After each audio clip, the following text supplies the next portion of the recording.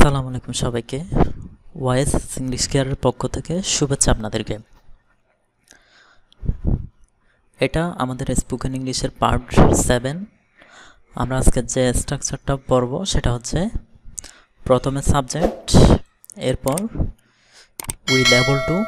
Will able to মানে হচ্ছে পারবো, অর্থাৎ ভবিষ্যৎ সক্ষমতা, ভবিষ্যতে কোনো কিছু একটা করতে পারবো। এরপর ভার্বের B1 বেস ফ্রম প্লাস বাকি অংশ এক্সটেনশন।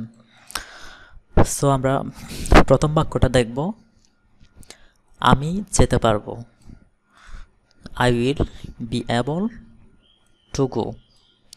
এখন দেখেন প্রথমে এখানে স্ট্রাকচার অনুযায়ী প্রথমে যেটা আছে এটা হচ্ছে সাবজেক্ট, এরপর উইল বি এবল টু, উপরে যেরকম ছিল আমি এটাই দিছি।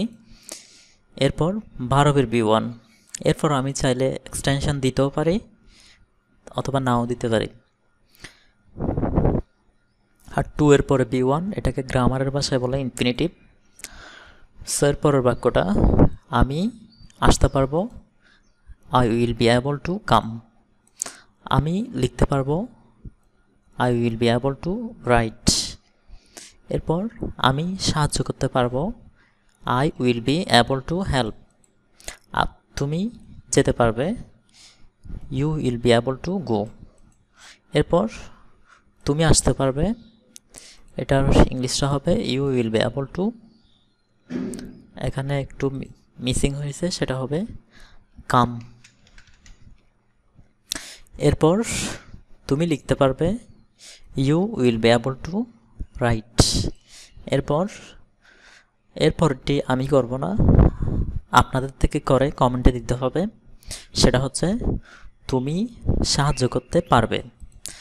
তো তুমির জন্য একটু দেখাই দিচ্ছি, ইউজ করবে, এরপর উইল এবল টু এটা ইউজ করতে হবে, আর সাহায্য এটার ইংলিশটা লিখে দিলেই হয়ে যাবে। সো এটা একটু কমেন্টে জানাবে, শুধু দেখলে হবে না, পাশাপাশি খাতা কলম নিয়ে নোট করে নিতে হবে যদি স্পোকেন ইংলিশে কথা বলার ইচ্ছা থাকে। নেলসন ম্যান্ডেলা একটি কথা বলেছিল, সেটা হচ্ছে ইট always seems impossible until it's ডান। অর্থাৎ কোনো একটি কাজ শেষ হওয়া না পর্যন্ত, যতক্ষণ শেষ হয় নাই এতক্ষণ আমার মনে হবে আমি এটা পারবো না। সো সবাই ধৈর্য সহকারে ক্লাসগুলো করবেন। আমার চ্যানেলে প্লেলিস্ট আকারে সবগুলো ভিডিও দেওয়া আছে ধারাবাহিক। সো সবাই ক্লাসগুলো করবেন।